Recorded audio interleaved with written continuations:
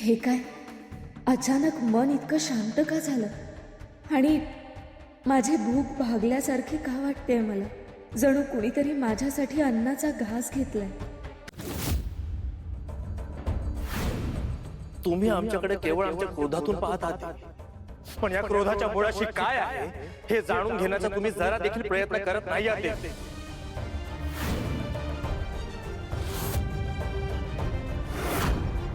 तुम्ही आम्हाला आज दोषी ठरवत असाल तर मग ते तसंच राहू द्या, परंतु आम्ही आमच्या निर्णयासाठी क्षमा मागणार नाही.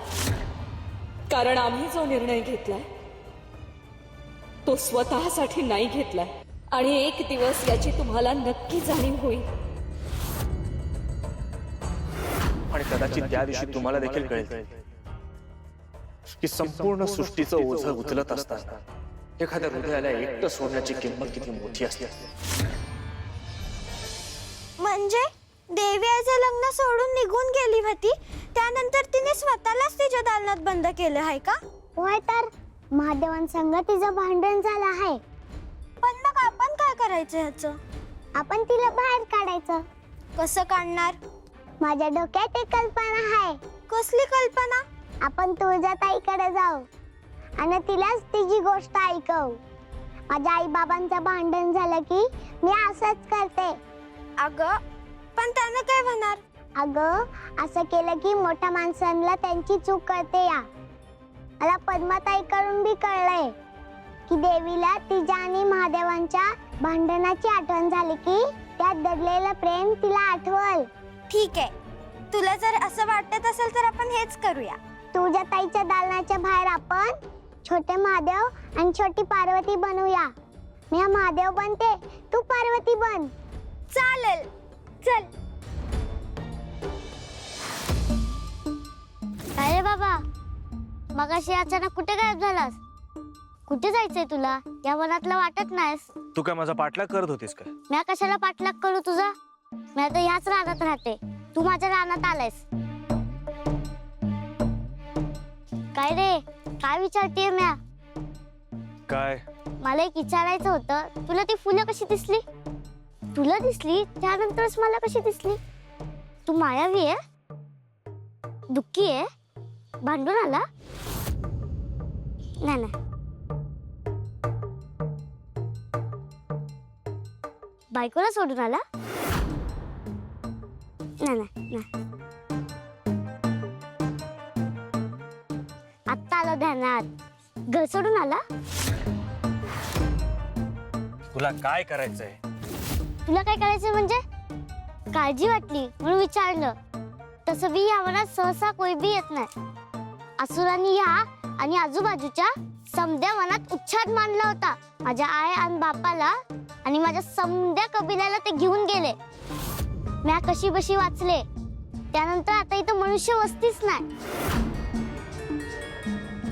मग तू इथे कशी राहतेस? काय सांगू बाबा, माझ्या आई बापाच्या आठवणी हाय या वनात. या सगळ्या जंगलात आई बाबांसोबत फिरली आहे म्या. ते जरी नसले तरी त्यांच्या आठवणी हाय या वनात. ही सुद्धा एकाकी आहे आणि या वनात कोणीच येत नाही. इथेच राहिलं तर आम्हाला सुद्धा कोणीही शोधू शकणार नाही. तुला एक गोष्ट मागू काय?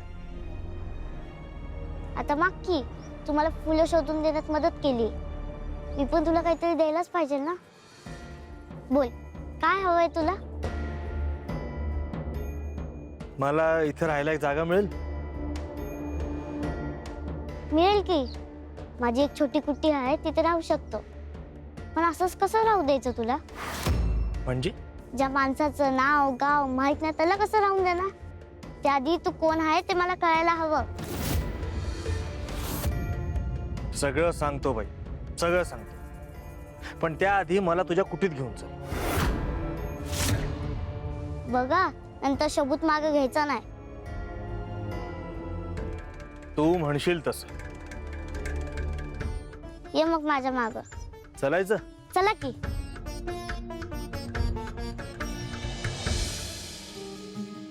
म्या तुमच्यावर रागवले आहे स्वामी? म्या नाही, आम्ही. तुमच्यावर रागवलो आहोत स्वामी. तुम्ही आम्हाला तुझ्या खेळात हरवलं आणि तुम्ही आम्हाला पुढच्या सगळ्या डावात हरवलं. आमचे दागिने घेतले, आमचे गहण घेतले, नंदी मारस देखील घेतले, अगदी कैलासही जिंकून घेतला. मग तुम्ही एवढे रागवून का गेलात? कारण आमच्याकडे काहीच उरले नाही. मग आम्ही तरी काय करू? फासे आमच्या बाजूने पडत होते.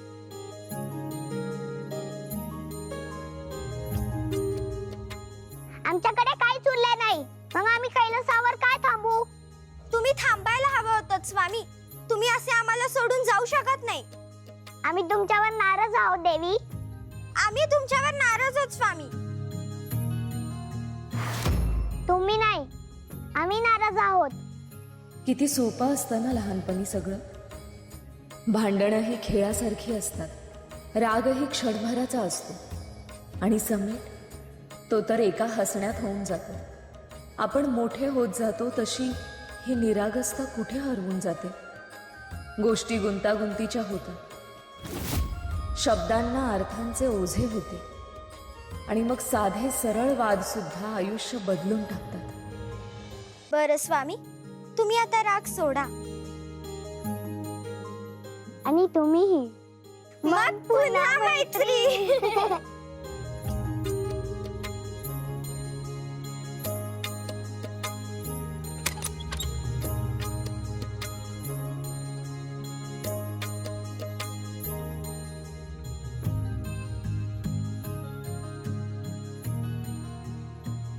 आंबा जमले आपल्याला.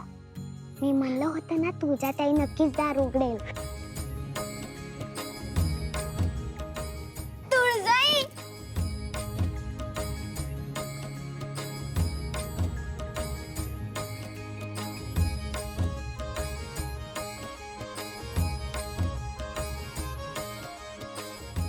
तू बाहेर येणार आहेस ना व? आता तरी राग सोड की. बाळा, आयुष्यात आपण जसे मोठे होत जातो ना, तसं सगळं इतकं सोपं राहत नाही. आम्हाला माहिती आहे तुम्ही हे का केलं. आम्हाला बरं वाटावं, आम्ही आणि महादेव पुन्हा एकत्र यावे अशी तुमची इच्छा आहे ना. परंतु बाळांनो, आम्ही आणि महादेव अजून त्यासाठी तयार नाही आहोत. तुमच्या खेळात सगळं किती सहज घडलं. राग आला, भांडणं झाली आणि पुन्हा एकत्रही झाला.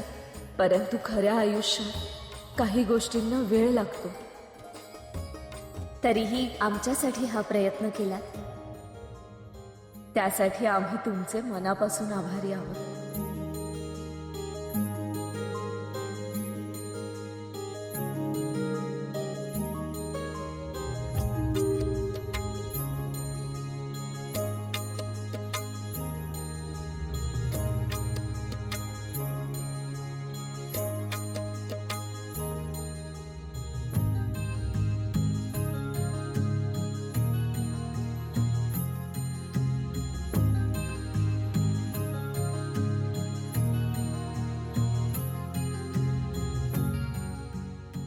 आपल्या खेळाचा काय बी उपयोग झाला नाही. तुळजाईने परत स्वतःला बंद करून घेतलंय. दुरून पाहिलं तर वादळ फक्त झाडांच्या फांद्या हलवतं असं वाटतं. पण काही वादळ जमिनीखालची मुळं सुद्धा बदलून टाकतात. मलाही आत्ता जाणवतं, माझं आणि महादेवांचं हे भांडण तसं साधं नाही. ह्या विरहाच्या वादळामागे नियती काहीतरी मोठं घडवू पाहते आणि त्याची चाहूल लागायला आता सुरुवात झाली. ही माझी कुट्टी, तू बस, मी पाणी आणते.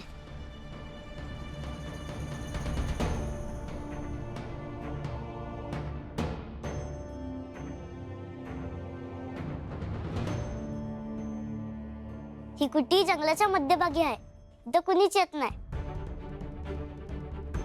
तुला भीती नाही का ग वाटत? कसली भीती? ह्या रानातल्या जनावरांची. माझा बा सांगायचा, जनावरांपेक्षा माणसं वाईट. माणसांना बोलता येतंय पण तरी बी एकमेकांचा राग करतात ती. त्यापेक्षा ही जनावर चांगली. एकदा काय आपल्याला त्यांच्याशी बोलता आलं की जनावर बी तुमचं समजून घेतात. आणि असुर, त्यांची भीती नाही वाटत तुला? यात हसण्यासारखं काय? हसू नाही तर काय करू? इथं ना सोनं ना चांदी ना शेती. मला पकडून त्यांचं पोट बी भरायचं नाही. जे होतं त्यांनी कधीच नेलं. आता कशाला येते मरायला? तुझं नाव काय ग? पर्णिका. माझ्या बानं ठेवलंय. आता तुला प्रश्न पडला असेल ना, पर्णिका म्हणजे काय? पर्णिका म्हणजे पान. आपण पानासारखं असतोय. हे समजा जगणं म्हणजे झाड आहे. आपण त्यावर उगवतो, आपलं फुल होतं, फुलाचं फळ होतं, फळाची बी, आणि ती बी जमिनीत पडली की त्यातून परत झाड. तुझ्या बाने तुझ्यावर खूप चांगले संस्कार केलेत. माझ्या बाची अजून एक आठवण आहे माझ्याकडं. आणि ती कोणती?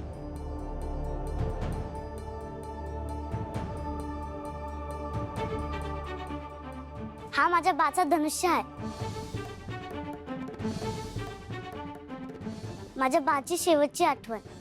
शिकार कशी करायची हे शिकून गेले पण स्वतःच शिकार झाले.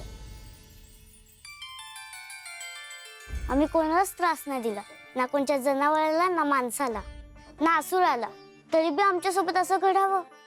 आमच्या रानात एक गोष्ट चांगली आहे, कोणच कोणावर विनाकारण हल्ला करत नाही. ह्या मुलीला काय उत्तर दे? नियतीचे खेळ, मनुष्याचे प्रारब्ध, हे हिला कसं समजावून सांगू? तिने सगळं काही गमावून सुद्धा चेहऱ्यावरचा हसू गमावला नाहीये. तिला आम्ही तरी काय सांगणार? काय रे बाबा, मधीच हसतो काय, मधीच विचार काय करतो? समजा मनातल्या मनात असते तुझं. अरे बोल की माझ्याशी काय ते. भूक लागली? हा कळलं बघ तुझ्या मनातलं. थांब मी तुझ्यासाठी काहीतरी घेऊन येते.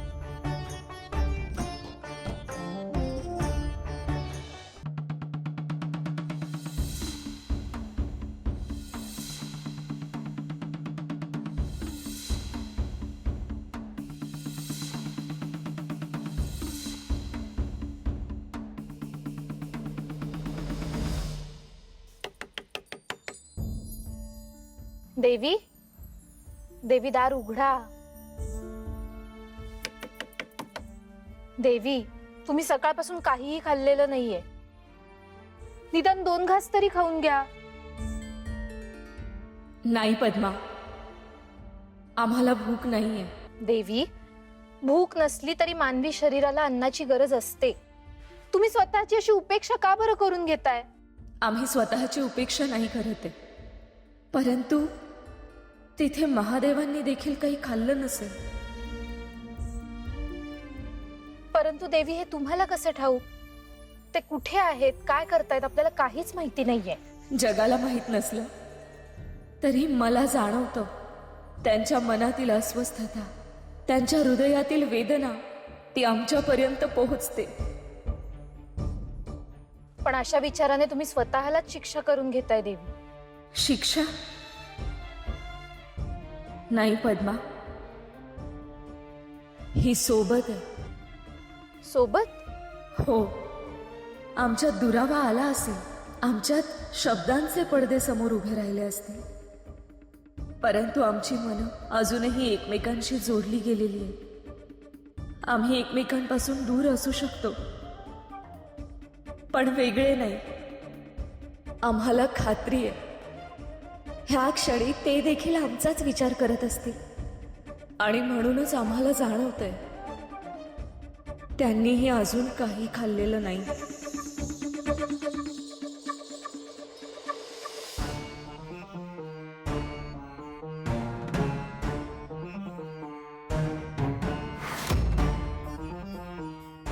हे घे, तुझ्यासाठी कंदमुळं आणले आहेत. अजून काय घावतंय का बघते. अगं काहीच गरज नाहीये. अरे राहू दे, बघते मी. बर,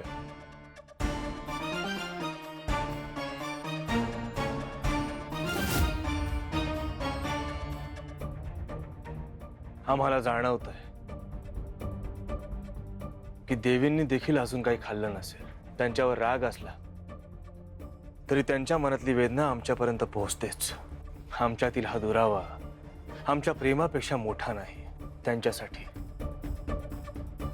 निदान त्यांच्या काळजीसाठी तरी आम्हाला हा घास खावाच लागेल.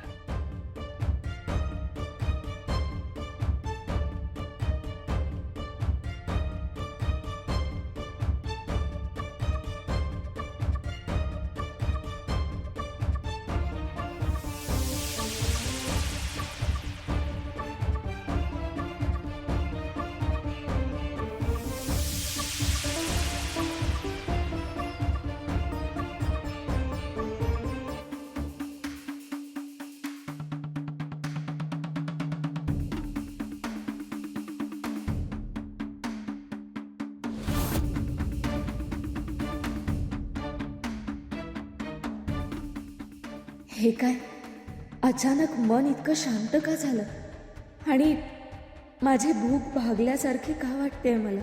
जणू कुणीतरी माझ्यासाठी अन्नाचा घास घेतलाय.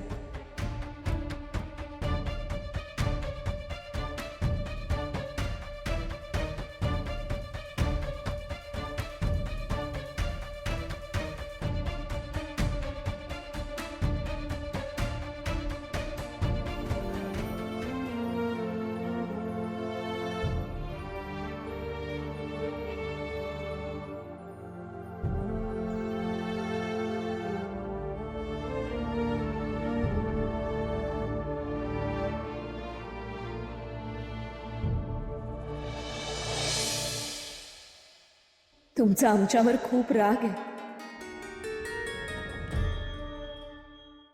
तरी आमची इतकी काळजी का करत आहात?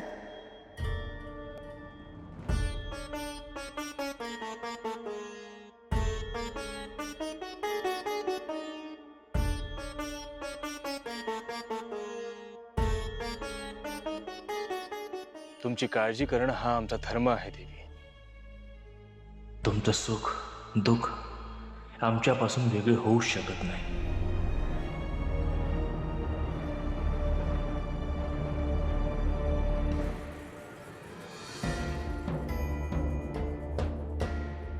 पण आपण वेगळे झालो आहोत त्याचं काय? आमच्या काळजावर झालेली वेदना एवढ्या लवकर दूर होईल? या सगळ्यात वेदना कोणाला नाही झाल्या? तुम्ही आमच्यासोबत जे केला त्याने केवळ आम्हालाच नाही तर आपल्या नात्याला देखील जखमा झाल्या आहेत. काही जखमा लवकर भरत नाहीत देवी, त्यांना वेळ लागतो. आणि तुम्ही जे केलंय त्याची किंमत आता या काळाला देखील मोजावी लागेल.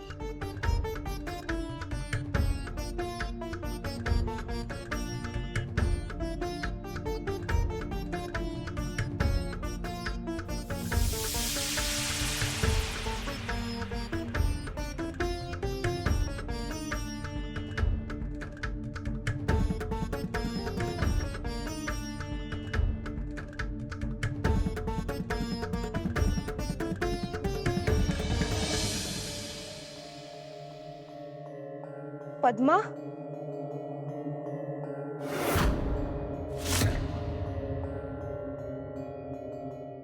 काय ग, तुळजा जेवली नाही? नाही. आधीच या पोरीनं समद्यांना त्रास दिलाय आणि आता स्वतःला बी त्रास करून घ्यायचा आहे. काय करू मी या पोरीचं?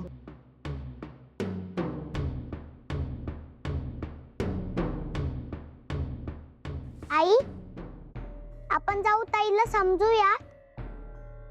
आपण समजांनी सांगितलं तर ती नक्की बाहेर येईल. ती अशीच आत बसून राहिली तर अजून स्वतःला त्रास करून घेईल. तुझं बरं बहिणीवर प्रेम उतू चाललंय ग. तिला त्रास करून घ्यायचा असेल तर करून घेऊ दे. तसं बी तिच्याच कर्माची फळं भोगतीये ती. पण आई, काय पण? तुला आई म्हणून काहीच वाटत नाही का ग? मी जेवले नाही तर तू घर डोक्यावर घेतीस. आंबा थोडा खा, उपाशी राहायचं नाही असं कितींदा म्हणतीस. मग ताईच्या बाबतीत एवढी का कटव झालीस?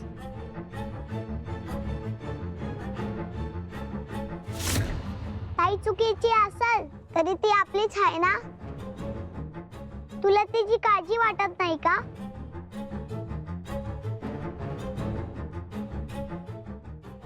अंबा, तू लहान आहेस पण तुझी ताई लई लई मोठी आहे. इतकी मोठी की ह्या ईश्वासाठी ती तिच्या पतीची, तिच्या सुखाची आहुती देऊ शकते.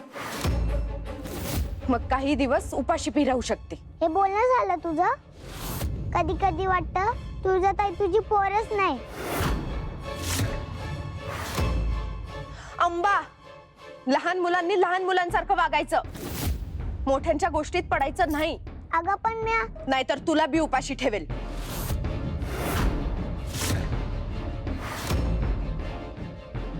किती बी रागवली तरी तू ताईची काळजी करतेस, मला माहिती आहे.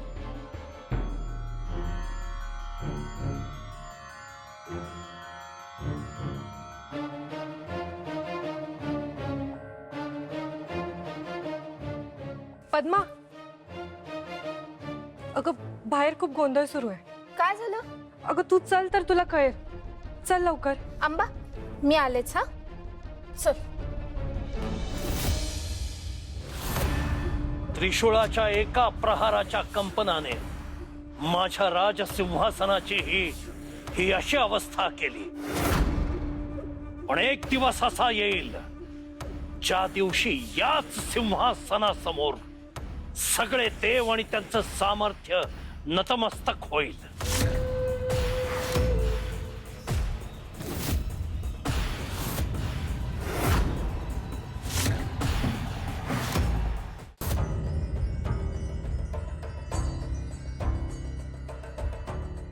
देवी आई महालात आली हे कळलंय आम्हाला फक्त तिचं दर्शन घ्यायचं.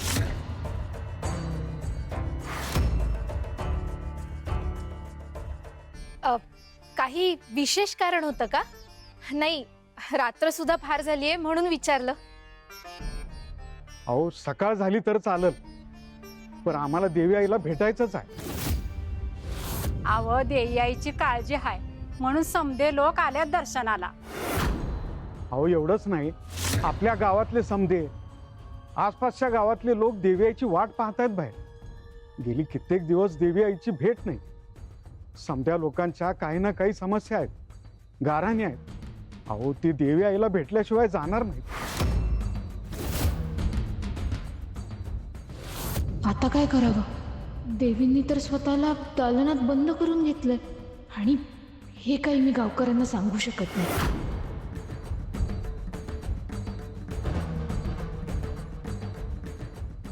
तुमचं म्हणणं बरोबरच आहे, परंतु त्याचं झालंय असं की देवींची प्रकृती सध्या जरा बरी नाहीये.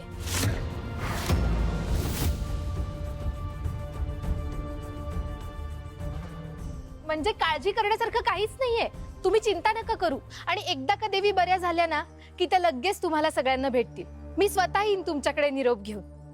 आत्ता फक्त तुम्ही या, लवकरच देवी तुम्हाला भेटायला बोलवतील.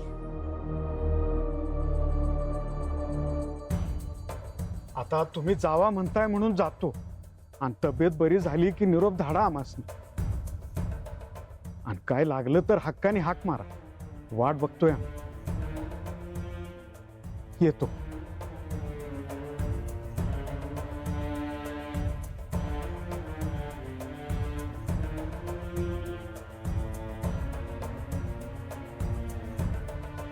पद्मा, अगं तू असं का सांगितलंस की देवी आजारी आहे? तामसी, देवींनी क्रोधाच्या भरात स्वतःला बंद करून घेतले. ही वार्ता कोणाही पर्यंत पोहोचता कामा नये, कारण चुकून जरी ही वार्ता महिषासुरापर्यंत पोहोचली तर अनर्थ होईल. पण हे सगळं कधी बदलणार? महादेव आणि देवी यांच्यात समेट कधी घडून येणार?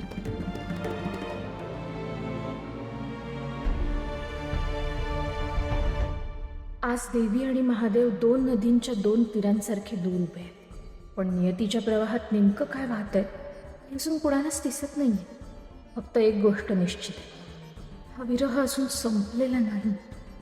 उलट आता या विरहाला सुरुवात झाली. पण काय असेल ह्याचा शेवट? असुरी संकटाच्या सावटात या विरहाचे परिणाम संपूर्ण सृष्टीला तर भोगावे लागणार नाहीत ना.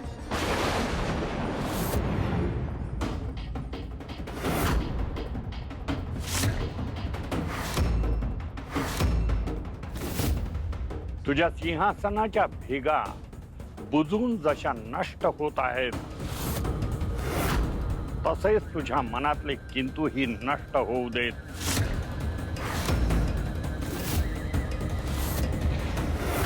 दैत्यगुरु, आपण इथे आमच्या प्रासादात. मी इथेच आहे महिषासुरा, पण तू मात्र माझ्याकडे दुर्लक्ष करतोय. दैत्यगुरु, आपण अद्यापही आमच्यावरती रुष्ट आहात, क्रोधित आहात. आम्ही आपली क्षमा मागितली, अनेकदा मागितली. आम्हाला क्षमा करा. आम्ही आपल्यावर संशय घेतला, आमच्या योजनांपासून आपल्याला अलिप्त ठेवलं. दैत्यगुरु, आपण महादेवांना आपले आराध्य मानता. आपण त्यांच्या इतके समीप आहात.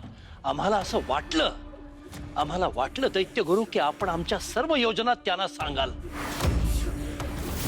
जर मी असं केलं असतं तर महादेवांनी मला क्षमा केली नसती.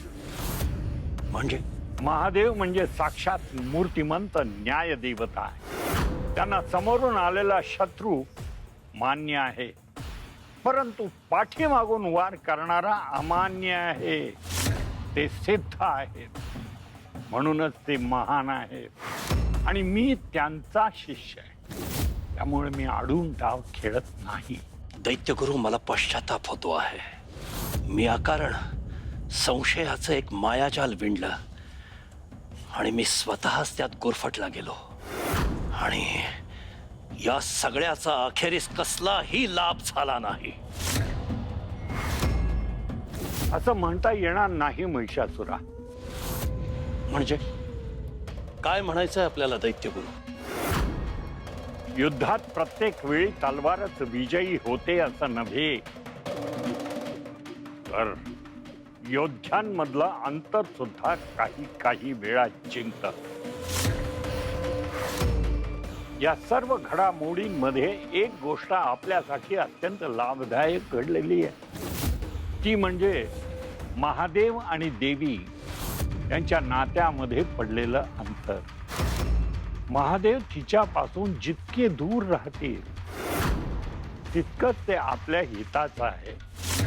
जर हे अंतर असंच वाढत गेलं तर दैवी अंश अंकित करण्याच्या तुझ्या लक्ष्यापर्यंत जाण्यास तुला कुणीही अडवू शकणार नाही.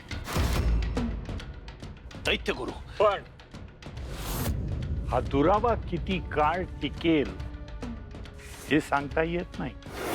महादेव भोळे आहेत. त्यांना जसा राग क्रोध त्वरित येतो त्याचप्रमाणे ते त्वरित शांतही होतात. आणि जर का ते आम्ही होऊच दिलं नाही तर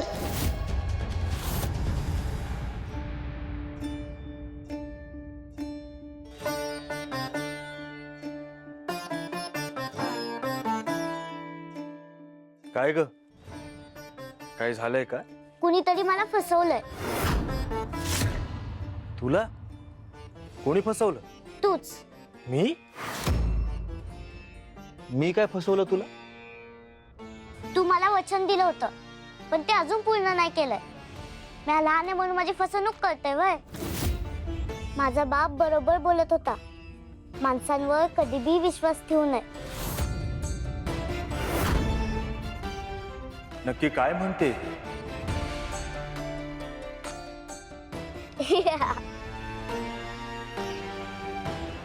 काय रे बाबा, सदान कदा मनातच बोलत असतोयस. आठव की तुम्हाला सबूत दिलं होतास. आपण माझ्या कुटीत पोचल्यावर तुम्हाला सांगणार होतास तू कोण आहे, कुठला, तुझी गोष्ट काय. इसरलास का? नाही नाही आहे या लक्षात. मग काय उद्याच्या सूर्याची वाट पाहतोयस वय? आम्ही शिव आहोत. आदिशक्तीने ज्यांच्यावर संहाराचे दायित्व सोपवले आहे ते शिव, अर्थात साक्षात महादेव आहोत आम्ही. महादेव? हा काय प्रकार आहे? तुला महादेव माहित नाहीत? नाही. कोण महादेव?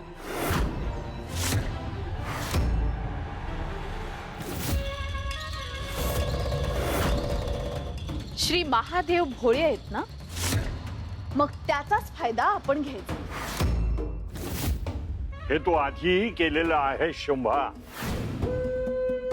ओम ब्रह्मणे नमः. आणि त्याचे दुष्परिणाम आपण भोगलेले आहेत.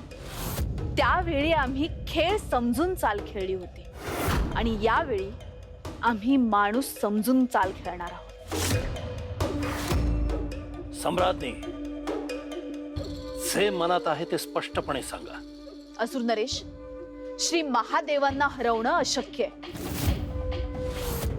तुळजाला हरवणं कठीण आहे.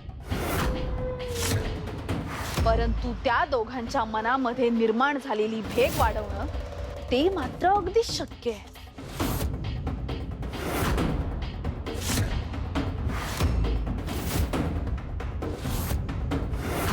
असुर नरेश महिषासुरांच्या सिंहासनाला पडलेल्या भेगा आपण भरल्या, परंतु श्री महादेव आणि तुळजा यांच्या नात्यामध्ये पडलेली भेग कधीच भरणार नाही याची पुरेपूर आम्ही काळजी घेऊ. तुझ्याकडे अशी कोणती योजना आहे? योजना नाही दैत्यगुरु, अस्त्र. कोणतं अस्त्र? असं अस्त्र ज्याचा विचार ना ती तुळजा करेल ना श्री महादेव. कारण मोठे मोठे पर्वत सुद्धा वज्राने तुटत नाहीत, परंतु आत शिरलेल्या छोट्याशा भेगेने सुद्धा ते कोसळतात.